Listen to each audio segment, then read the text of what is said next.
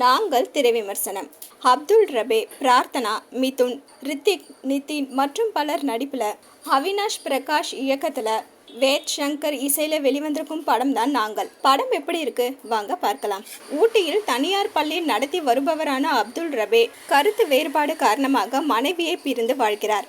தனது 3 ஆண் குழந்தைகளையும் மிகவும் கண்டிப்பாக வளர்க்கிறார். சிறிய தவறு நடந்தாலும் கடுமையான தண்டனைகளை கொடுக்கிறார்.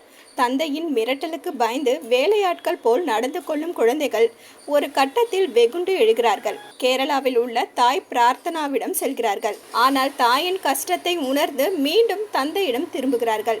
மகன்களின் எதிர்காலத்திற்காக சில முடிவுகளை தைரியமாக அப்துல் ரபே எடுக்கும்போது பிரார்த்தனா வந்து சேர்கிறார். அப்துல் ரபே தனது மனைவியை ஏற்றுக்கொண்டாரா? குழந்தைகளுக்காக அவர் எடுக்கும் முடிவுகள் என்ன என்பதே மீதி கதை. கண்டிப்பான தந்தையாக படம் முழுக்க அராஜகமான நடிப்பை வழங்கியுள்ளார் அப்துல் ரபே.